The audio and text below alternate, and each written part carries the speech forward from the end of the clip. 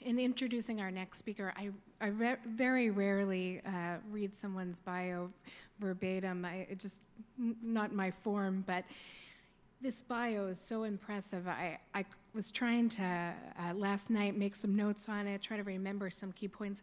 I couldn't even digest it all. I thought, well, you know what? I'm going to read.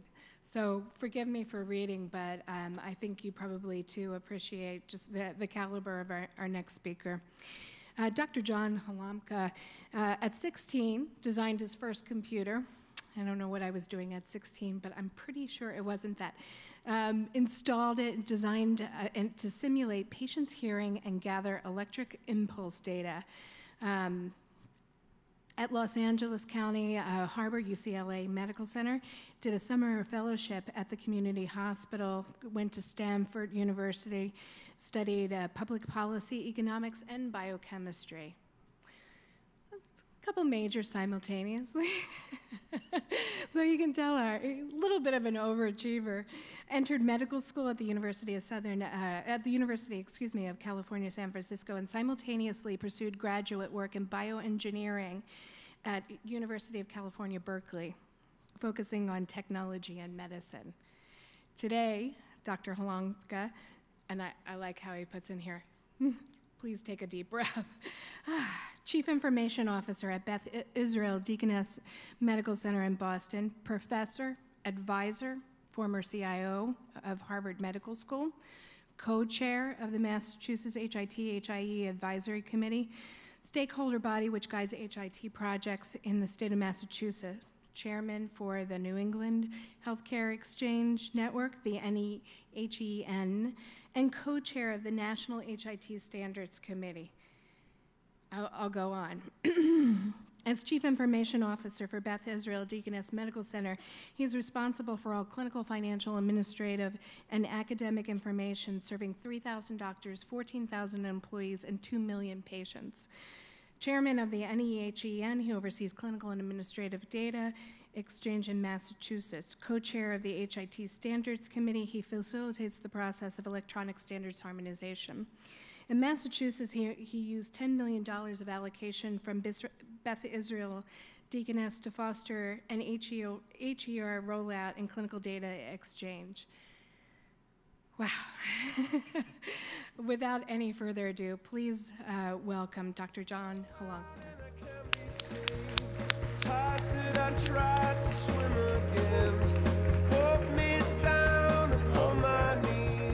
But I'm a regular guy. And I was wondering what music would actually come on. Thank God it wasn't disco. Okay, well, thanks Sean actually for a great presentation over the last hour. I want to talk about life in the trenches of actually getting to that meaningful use and accountable care nirvana we're all trying to do. You know, I spend about a day a week in Washington trying to make sure the policies are actually not going to take us over the edge. It's a little hard, given that we have stage 1 and 2, 5010, ICD-10, accountable care organizations all hitting at the same time. So I want to give you a quick preview of what some of the stage 2 meaningful use measures are going to be. Look at the standards that are going to make your life easier, tell you how to do ACOs, it's really not going to be so bad, and then reflect a little about how in Massachusetts we're trying to do the healthcare information exchange in a way that solves all the political and policy problems, aligns all the funding, and gets data flowing for quality, safety, and efficiency. So it'll be great, I promise. So remember when Dr. Blumenthal said we were going to do all this, it had nothing to do with technology for technology's sake. It was because we were going to improve quality and safety and efficiency for our patients. And I reflect that it was November 9th of last year that I got this call at 2 in the morning. Hey John, your mother is in the emergency department in Southern California, and she has a gallbladder, it's gangrenous. Oh, by the way, she's septic, she's got a little altered mental status. And your father's so stressed, he just had a heart attack at her bedside. Now, I know you're 4,000 miles away, but what medications do they take? What problems do they have? What are their allergies? Could you help? So that's the reason, of course, we're really doing this. So although you feel frustration and look at all the regulatory complexity, and we've all sat down with these thousands of pages, and your budgets are tight and your resources are thin, This is a problem we are going to solve in our generation, not our children's generation. So you will not have to get that call in 2 in the morning. And that's really what Dr. Blumenthal and Farzad Mostashari are putting us on this escalator, moving to the path of ensuring that the data flows among our providers, but patients and families, that there's good care coordination, there's population health, and we protect privacy. Now here's a fun question. How many have reported a privacy breach this year?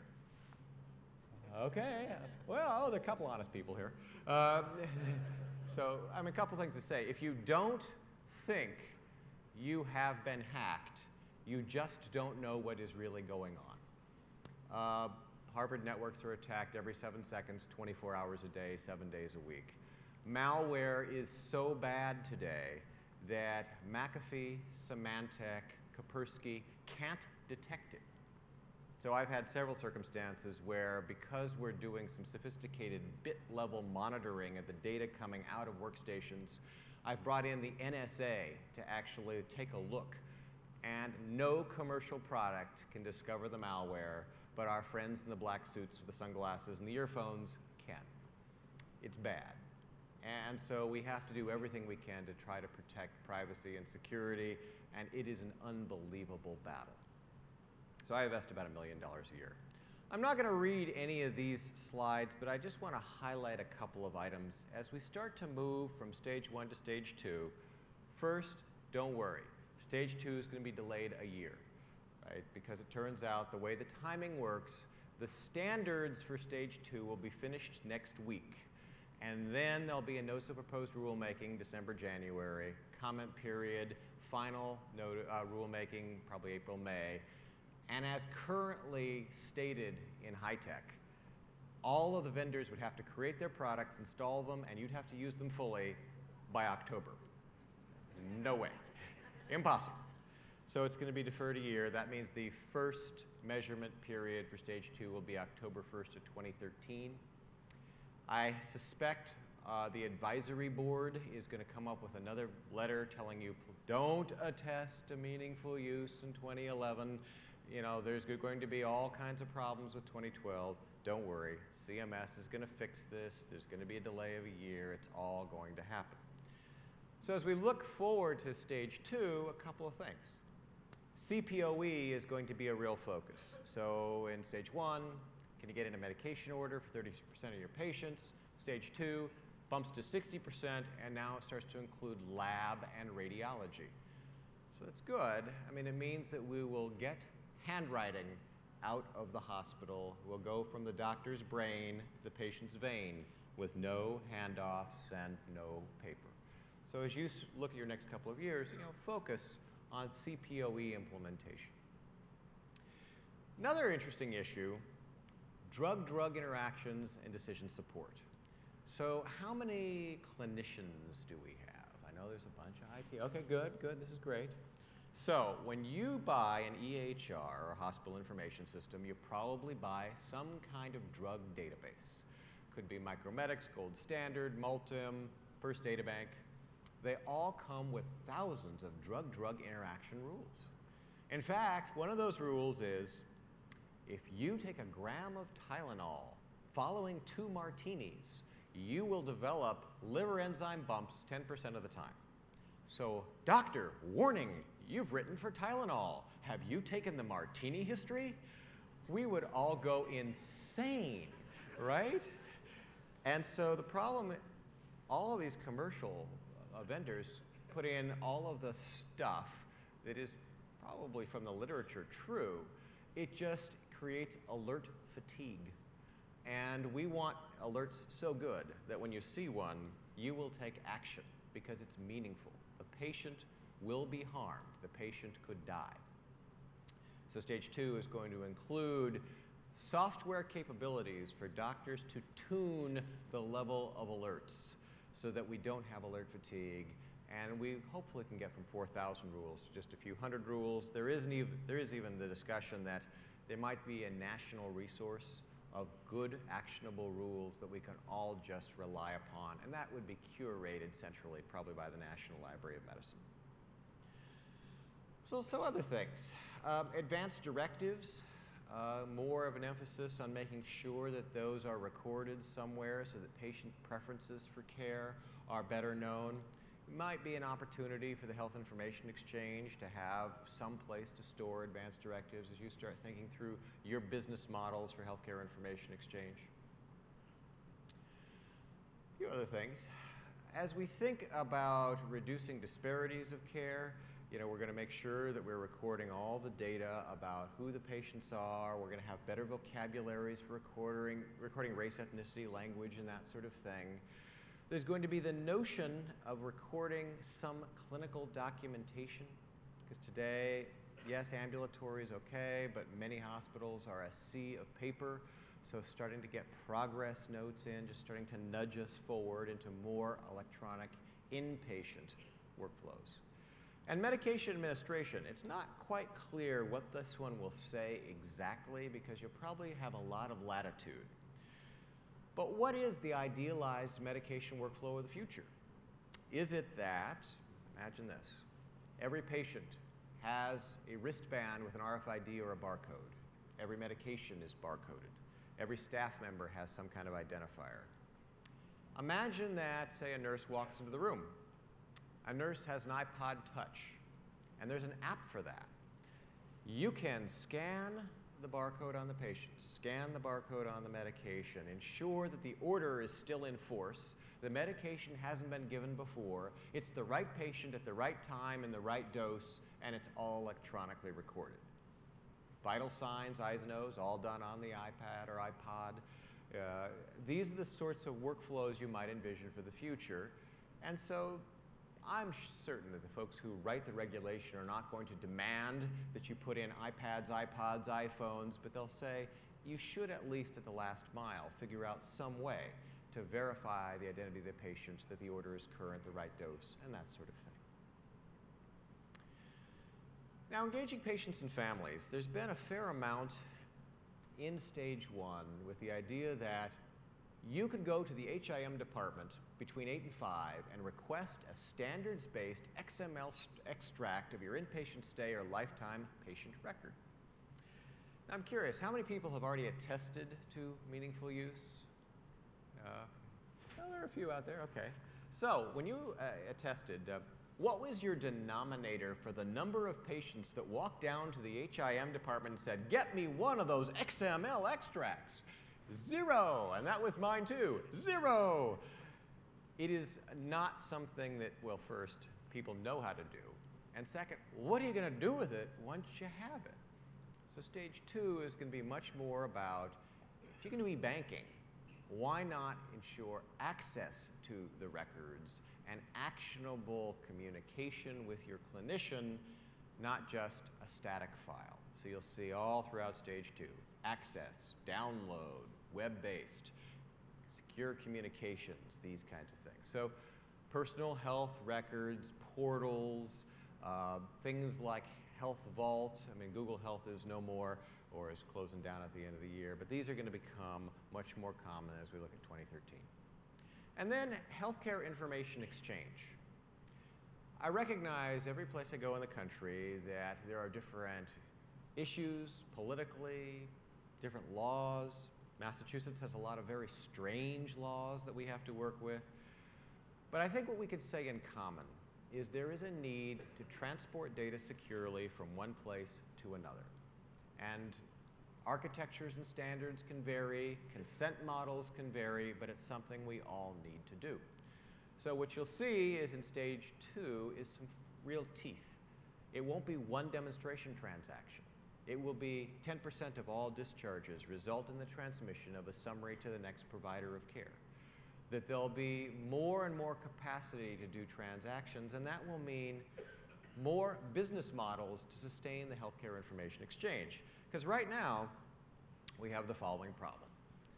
Let's just say Massachusetts or Eastern Massachusetts has Partners Healthcare. You saw that video about the Partners Center for Connected Health, run by a guy named Gary Gottlieb. And then it has Care Group, the organization I'm involved in. So I go over to Gary and say, hey, Do you know that 15% of all the lab and radiology tests in Massachusetts are redundant and unnecessary? We're building this great health information exchange. So if you contribute $1 million, I'll reduce your business by 15%. It's a very hard sell. So if on the other hand, oh, here's another way. How many payers do we have? A couple of payers. Okay, if I go to the payers and say, hey payers, you have lots of money. All of us providers, we're just starving. So I want you, the payer, to spend millions of dollars so we can improve the workflow among providers. It's going to be great. It's also not such an easy sell. But if you start saying things like this, oh, meaningful use stage 2 requires transitions of care. You can't get stimulus dollars unless you use a health information exchange to send data from point A to point B. Okay, there's a business model. And as you'll see, accountable care organizations and the idea of doing analytics and healthcare reform and global payment all depend upon sharing data. Because in fact, now the conversation with Gary Gottlieb is, hey Gary, we're not going to get paid for those radiology tests and lab tests that are redundant and unnecessary. Unless we share data, we'll both lose. You'll start getting a health information exchange business model that really works, and you'll get a lot more transactions flowing. Now in Massachusetts, we've done something interesting. I put this on my blog a couple of days ago. Turns out, this is an odd thing for me to say, but Medicaid has an infinite budget for healthcare IT. Now, who would have thought that? But there is the state Medicaid health plan program and the Medicaid information systems program, which has a 90-10 match capability. So if the state of New Jersey or Delaware Valley states come up with $10 million, the federal government will write you a check for $90 million. So how often in your careers have you been able to turn a dime into a dollar? And so what we've said is 100% of our hospitals receive Medicaid dollars.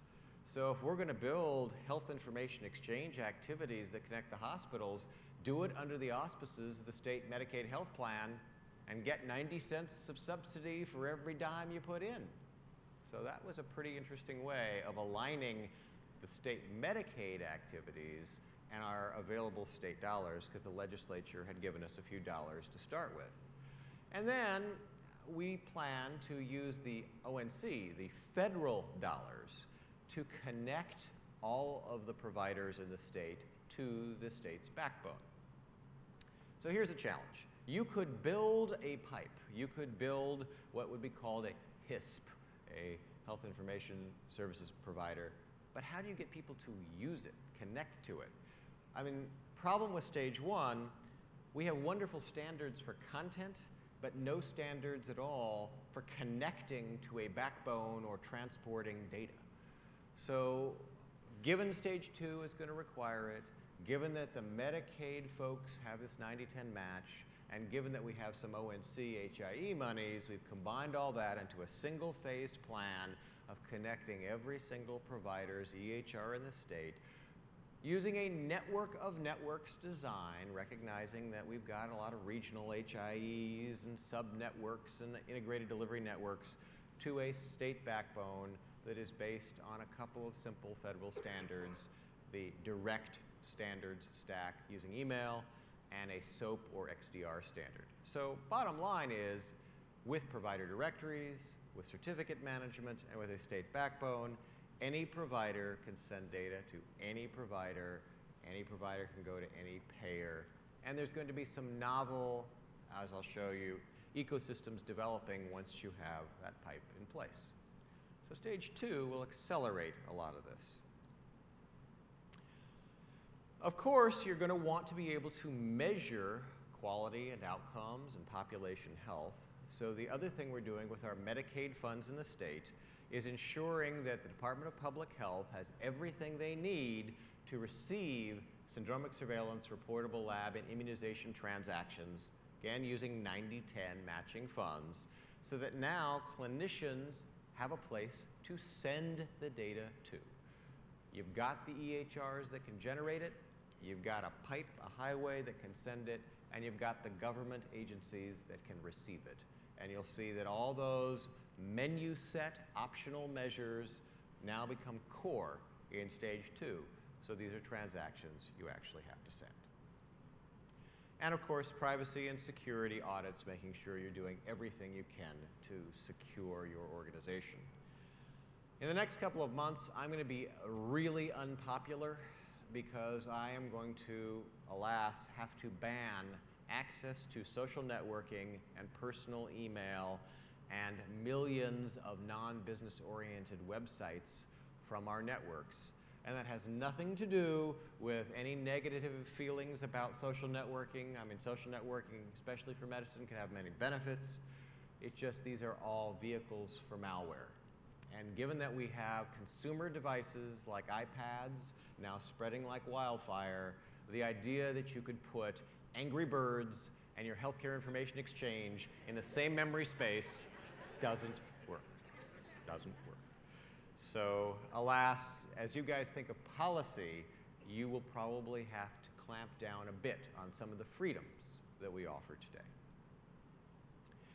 Standards. I know, well, you've had your morning coffee, so hey, you know, you're probably well awake, but standards, not sometimes the most exciting topic to share with people. The April through September timeframe we termed Standards Summer Camp. There was no swimming, it wasn't very fun, and we met every other day from April to September. But here's what we did that we hope will empower stage 2 and all the work you're doing in your healthcare information exchange. When you send anything from point A to point B, we have to identify the patient. We have to make sure that there's provenance. How do you know that it was Beth Israel Deaconess Medical Center sending this data? Could have been the National Enquirer trying to defame a famous person. Who knows? And what if you have consent models that are pretty complex? So in Massachusetts, we have a very unusual consent model for HIV, which is not only do you consent to disclose, but you have to achieve consent to view at every episode of care. It's just what the legislature put in force. And so you can imagine that if a package arrives from the HIE, before you open the package, you better know if consent is required to open it. And so we have now, next week, all of the standards, and there's already an advance notice of proposed rulemaking on this, for how to identify the patient, how to ensure the provenance of the sender, and any privacy flags that might be needed for consent given variable state laws. Now, once we have the name, gender, date of birth, and other demographics, how do we know how to match the patients? Well, wouldn't it be great if we had a national healthcare identifier? It's not going to happen anytime soon. So, given that Bill Clinton signed an executive order preventing HHS from even discussing the idea of a national healthcare identifier, the best we're going to have is some combination of demographics to match patients. This is not perfect. So in Boston, we have a variety of different demographic neighborhoods. The South Boston area is a largely Irish American neighborhood. A few months ago, Maureen Kelly from South Boston showed up for care at Beth Israel Deaconess, and through our health information exchange, we looked up Maureen Kelly, born September 1st, 1951, South Boston, and of course we found her records, which was for the wrong Maureen Kelly, because there are 5 Maureen Kellys in South Boston born on that day. So yeah, it's a little strange example, but probably the same would be true if you look to, say, the north end of Boston for a guy named Tony. You know, it's our Italian neighborhood. So hence, we as a country need to understand what is the right way to match a patient. You'll see next week all of the sensitivity and specificity numbers as to what demographics should be used to achieve certain levels of match. You want to try to find the right patient, but it's really bad to mix it up with the wrong patient. And it will show you enough guidance so you can decide what you want to do in your HIE or your hospital. We want to make sure hospitals can issue electronic prescribing at discharge. It's a little challenging because for anyone who's ever been discharged, you know decision making is made and unmade, and how do you deal with redacting or retracting a prescription that has gone over the wire? And the standards in hospitals are a little different than the standards used in ambulatory care areas, so you'll see those. Anyone who has attested to meaningful use had to do one of the optional public health transactions. I love that. We had to do one of the optional public health transactions. The weirdest one was surveillance, and syndromic surveillance had no standard, which was, the folks at CDC made an interesting mistake. When David Blumenthal said, "Send me your surveillance implementation guide," they sent the wrong one. And so when Meaningful Use Stage 1 was published, it had completely the wrong information in it. So they redacted it and said, "Oh, just never mind, use whatever you want." Very hard to do. So Stage 2, we did something I think quite good. One implementation guide with no optionality for surveillance and for lab and for immunizations. It's not 231 or 251, use this, use that. It's one. So that'll be easier for public health and easier for the vendors. One of the more challenging issues has been to figure out how to get this standard for transmission of data from place to place. And there's all kinds of ways to do it, and there's all kinds of architectures. So what you'll see next week is a set of building blocks, of components that you can use in your health information exchange in a variety of architectures that give you very few variations. It's constrained enough that we'll start getting our HIEs, a network of networks that might even be able to talk to each other. So coming next week. And then we had to figure out all the vocabularies for every domain of medicine, for problems and meds and allergies, and we came up with one vocabulary per domain. So you'll see this published next week. One way to do allergies, one way to do labs, one way to do problems. So we'll be a big meeting next Wednesday. Now also at the same time, the folks at ONC have been working on 4 different standards projects, and these are very novel. They weren't standards that already existed. How do we ensure, if we're going to do digital certificates to guarantee the authenticity of records and security, that they're going to be trusted?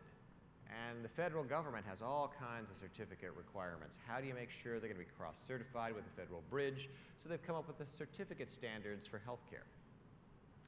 How do we, if we're going to send data from point A to point B, know how to do it? Should it be an email address? Should it be a URL? An IP address? What do you do? So there are going to be a few recommendations on how to do provider directories.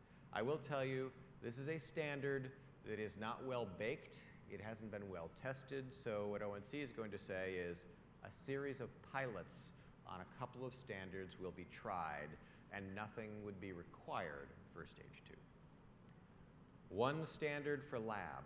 So this means when a doctor orders a lab, it goes from the lab to the EHR in one standard way, making all of the interfacing a whole lot easier.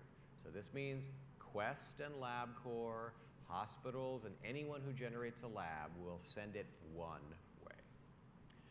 And finally, transitions of care. As you go from, say, a hospital to a SNF or LTAC, how do you send your data?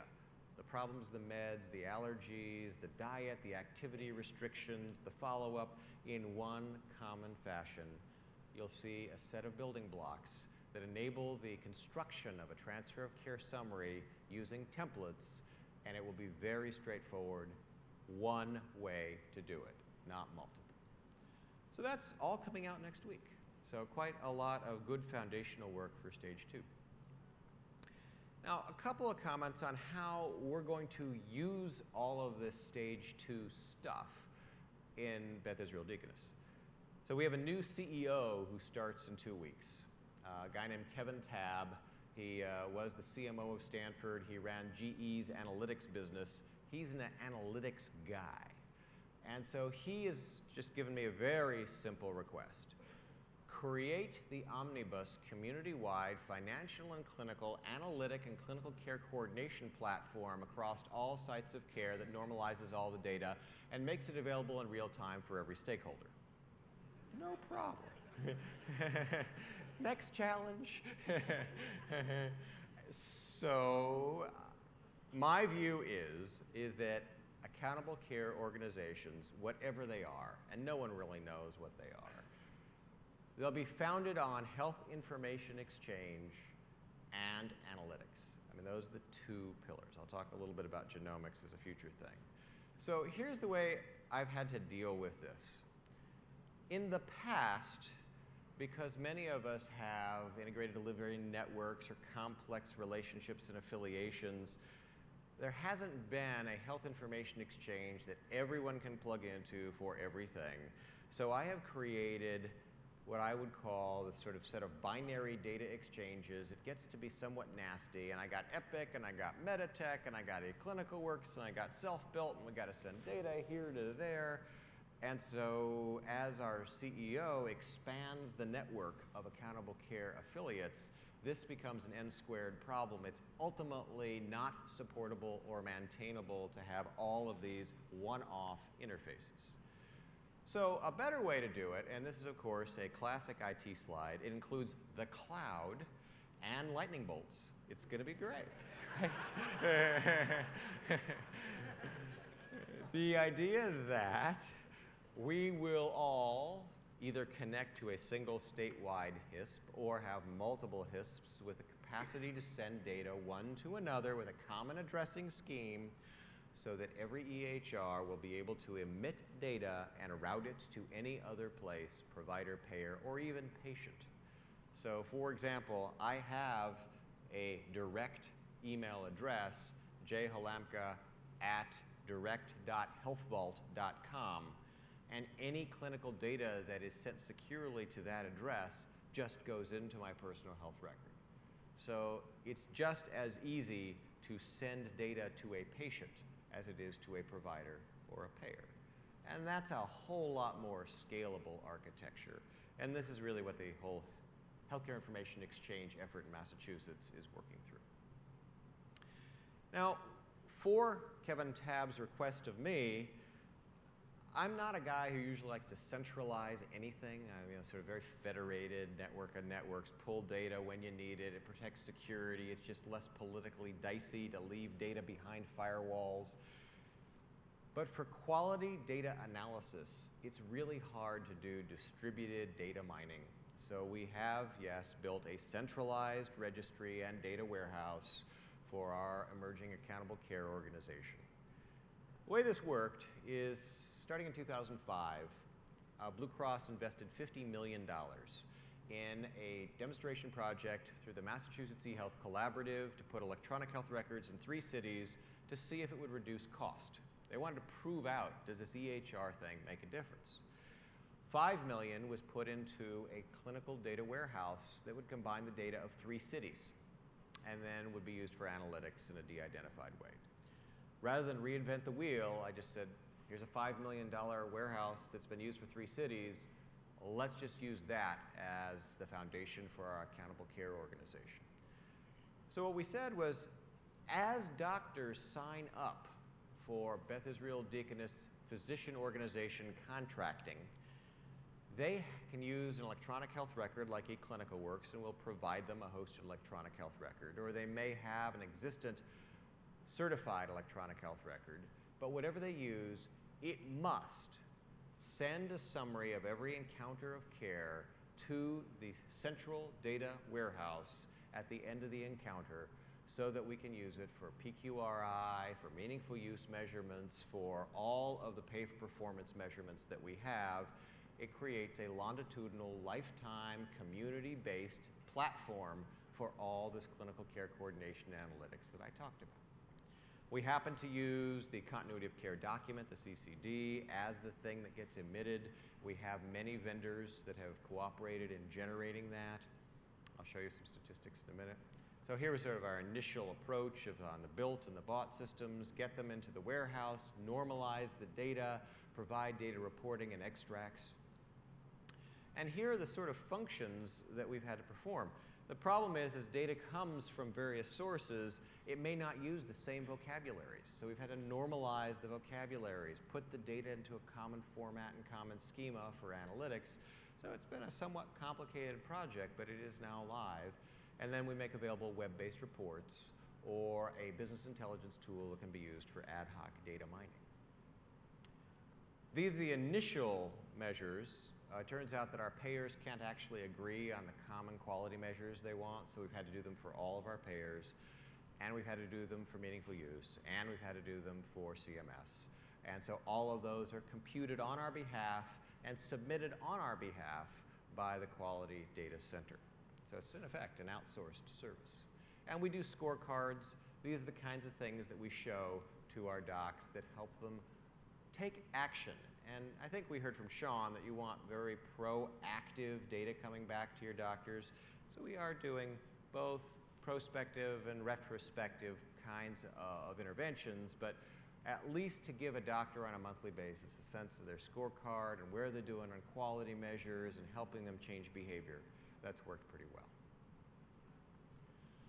So far, this was I think about a week or two ago, we've got 1.7 million CCDs that have come out of electronic health records and covering 2,500 providers in our provider network. And it's just every day, just pumping more and more data into the warehouse, giving us more and more analytic capability.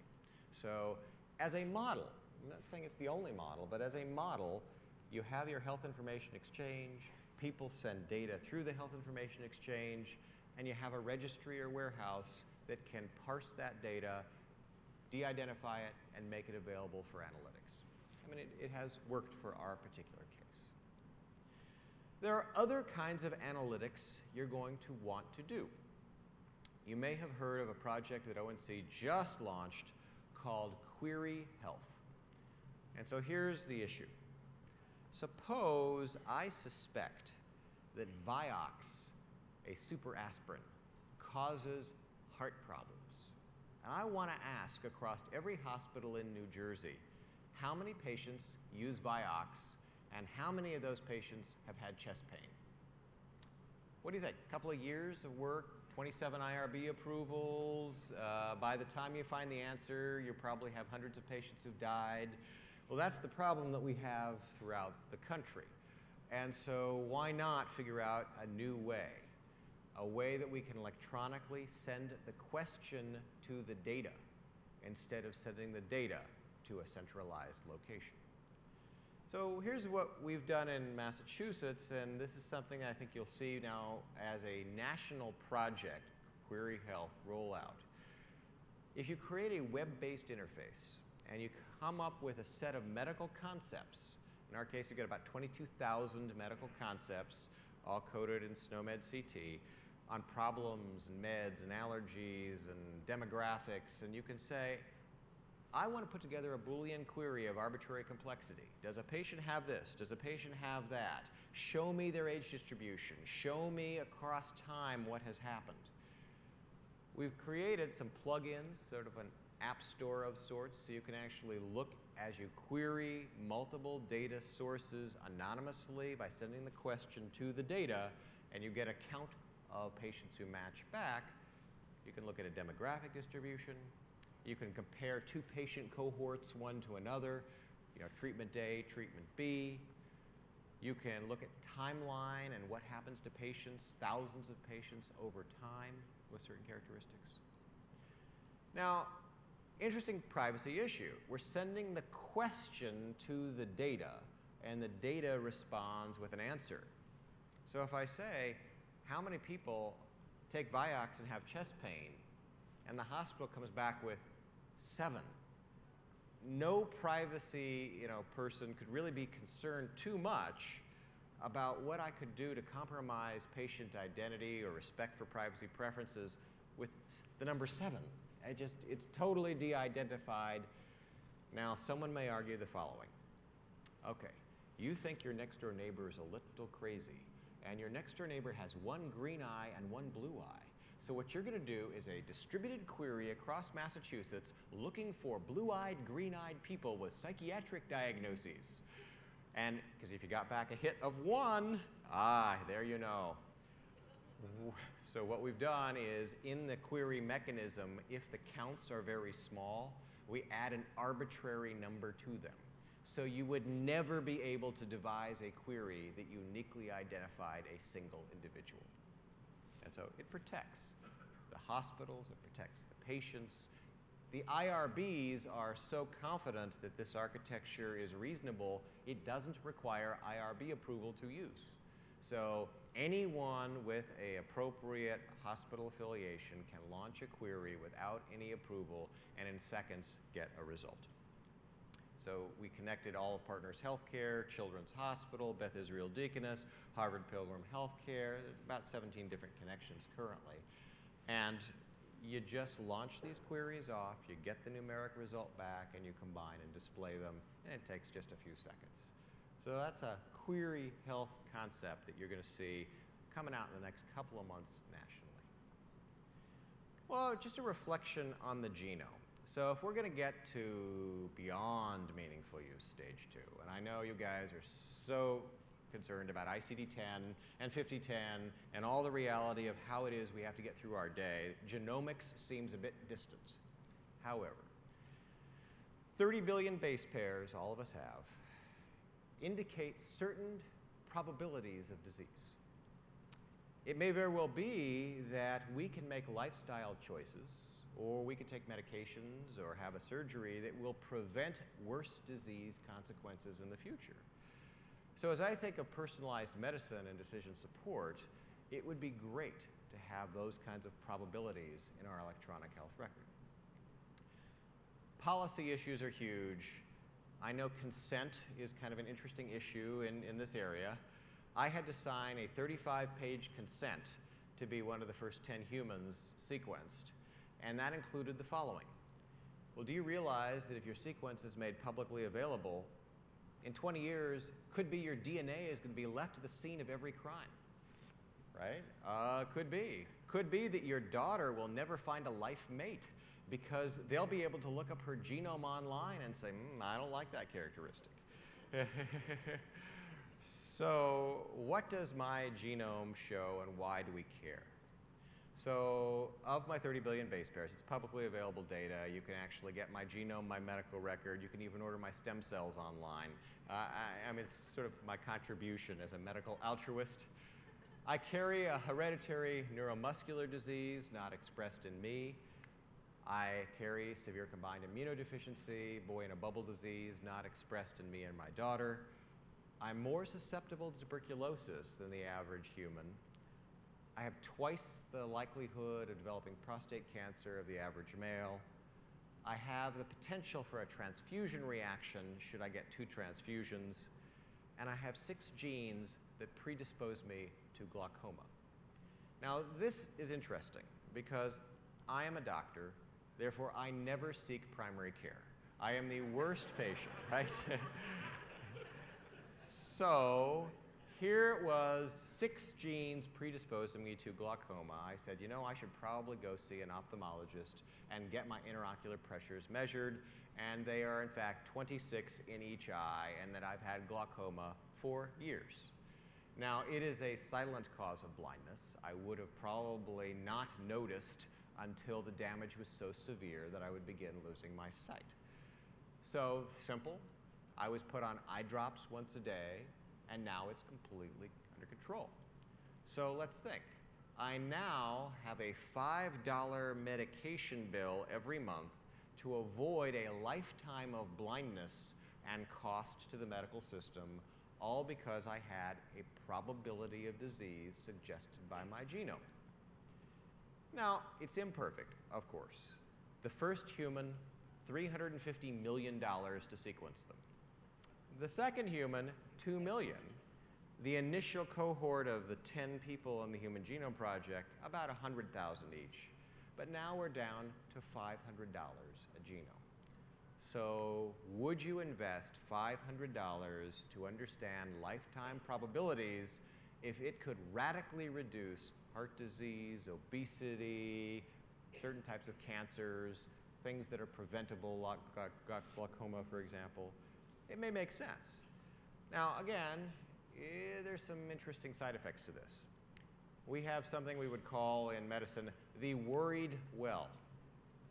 So imagine the anxiety state when I say, you know, you have a 20% increased chance of colon cancer. Now, the prevalence of colon cancer in your age group, 29, it's only 1%, right? So you've gone from 1 to 1.2%. It's no big deal. All you're going to hear is, I have a 20% chance of cancer. And so I need a total body MRI, and I'm going to be in my doctor's office every week. And, you know, so you have to be careful how this data is used. Understanding Bayesian statistics, not so easy for most patients. But I can imagine that we'll get to a point by which we can predict certain wellness measures and lifestyle recommendations, medications that are specific to you, based on having biomarkers that are part of the electronic health record. So not going to be in stage 2 and not going to be in stage 3, but something as we sort of think about privacy and healthcare information exchange, something just to keep in mind. It's coming. So I blog every day. This morning's blog was on my dawn walk down the boardwalk. You see, I was here 46 years ago.